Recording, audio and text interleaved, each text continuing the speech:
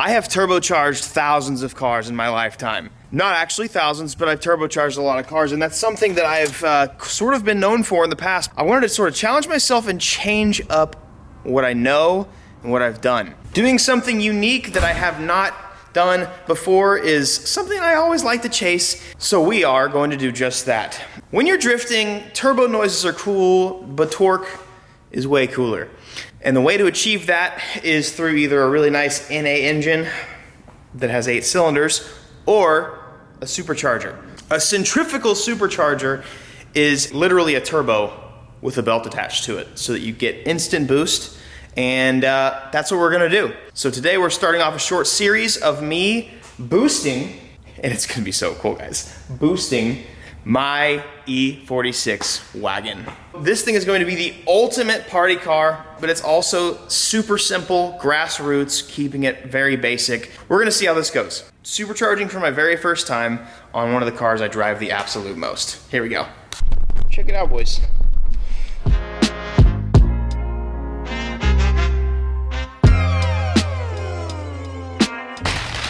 Oh yeah. Okay, that's interesting.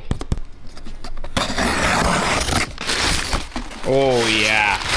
I'm confused about this though.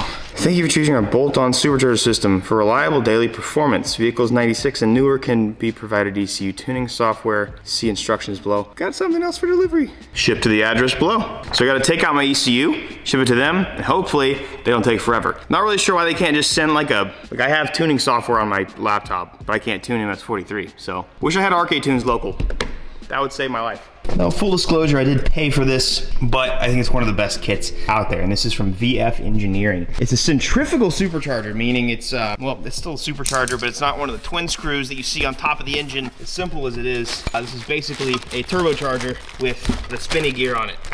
The wagon in particular, it's heavier, and the 3-liter just doesn't make a lot of power. Obviously, you can see that I can drift the stock 3-liter just fine all day long with some knuckle adapters. However, this car, it's a little bit heavier. The power is actually so low that I keep braking it because of how often I need the clutch kick. So a tiny bit more torque and a little bit of boost will absolutely make this car sing, and it'll still be at about its max capacity on pump gas, maybe 350 horsepower. So now obviously you can change things, you can add fuel changes, blah, blah, blah, blah. But for now, VF has like a deal where you can just send them your ECU, they retune it or whatever, send it back, and then go from there. So it's pretty cool. It's gonna sit about right there, and there's a bunch of whole new components we're gonna be using. So I'm super excited about this. I was thinking to myself, like, you know, do I want to do another turbo project? And I've done a million of those, and I love my turbo stuff. But I really wanted to still keep this build simple because that's the reason why I've loved it so much, and the reason why I honestly have gotten into BMWs is because keeping them simple is amazing. Which, by the way, for the record,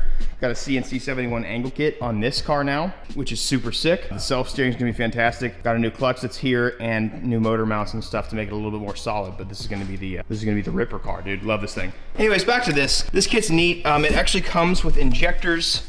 It comes with all new spark plugs, which is nice. NGK V-Power, which is interesting. These are good. BKR7, so they're heat range 7. These are probably decent. Well, I guess NGK Rs are pretty good. I don't know. I usually go for Iridium 9s with the coldest heat I can, but I'm also not running ethanol in this car yet. I'll probably do a full standalone on the car at some point, just because you get a lot better tuning out of that. It's just much better. The MS-43 is super tunable though, and so we're gonna stick with that. But got a bunch of just random things, bunch of stuff as a part of this kit. I'm pretty much today just making a short video to show you what we got going on. Garen no longer actually works here. Well, he's here like once a week, so I'm gonna be doing some stuff myself in the meantime until I can get some more shop help. So I'm kind of just dragging out some videos and filming as much as I can. So I want to show you guys this the supercharger though. It's gonna be really cool. Check this bad mamma jamma out.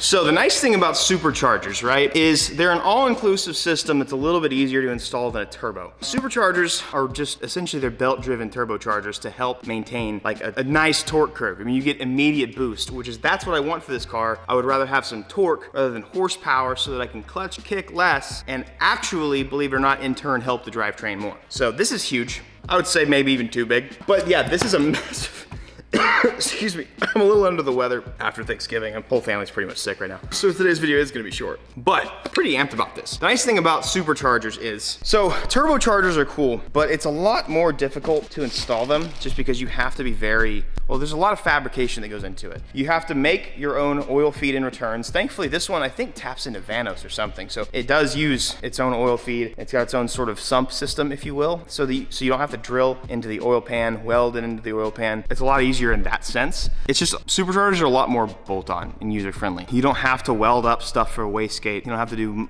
fabrication. You don't have to do a special exhaust manifold. And that's kind of the nice thing is turbochargers use exhaust gases to spool up and then force motor into the engine.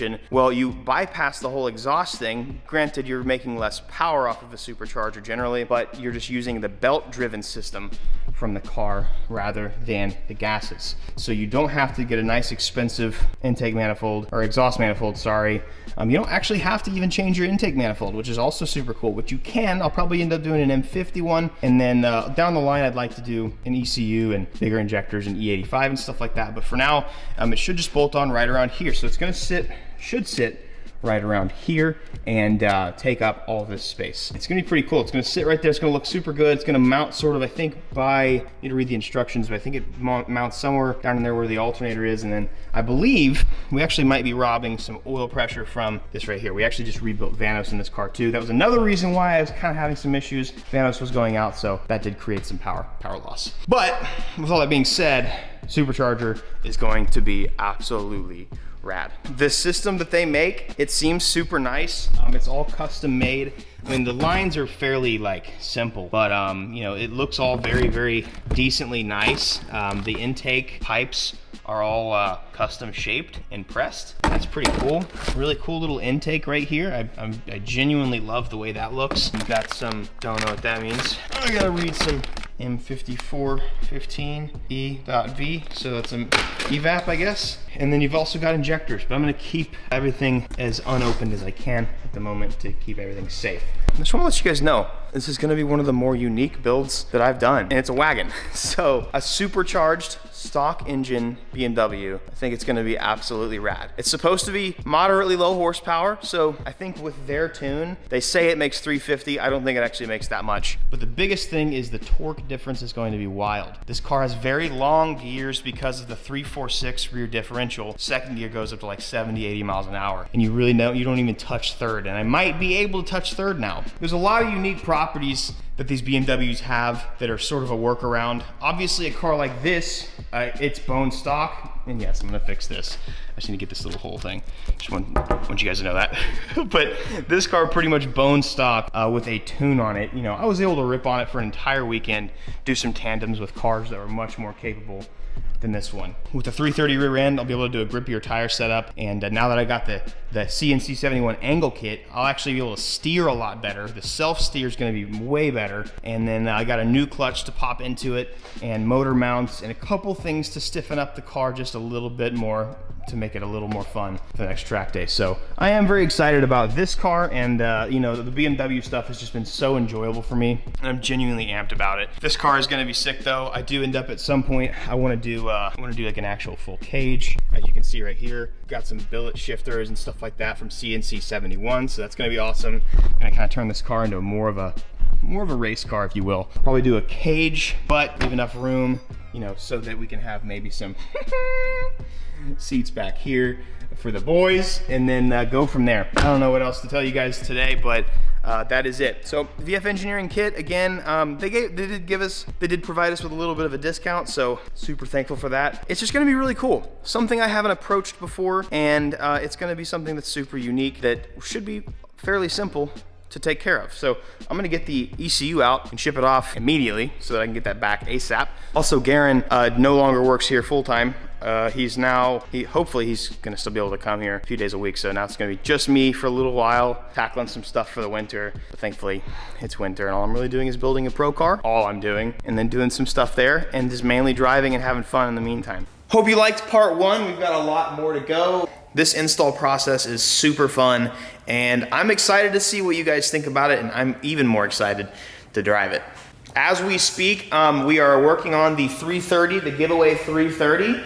You guys only have a couple more weeks left to enter to win this. We're about to put a body kit on it and wrap it, and then I'm going to be in Houston next week at the Knuckle Up event driving this car. So if you guys want to see me and if you're from Houston, you want to hang out a little bit, maybe even get some ride-alongs, come see me at Knuckle Up, Texas. It's a Houston event. A lot of super clean cars. I like Knuckle Up because like you have to have a clean car and you have to be a decent driver to be there. It's a cool event. So I hope to see you guys there. My daily advice for you guys today is everything that happens in your life ends up shaping you, especially the bad things. There's a lot of times in life where you're just like, you wonder why. You look up and you're like, God, why? God, why? It's one of those things that time will tell. Time will tell. You might not know why something happened for another 20 years. You might know why in a year or two. But sometimes we just don't get that job. We don't get the girl. We don't get whatever it is. I've personally learned that anytime you don't get what you want, it's not because you're not meant to have it. It's because you're not ready to have it yet. That's my advice for you guys today. Have an amazing day. I love you all. Mwah. Have an amazing one. I'll see you guys next weekend in Houston. Peace.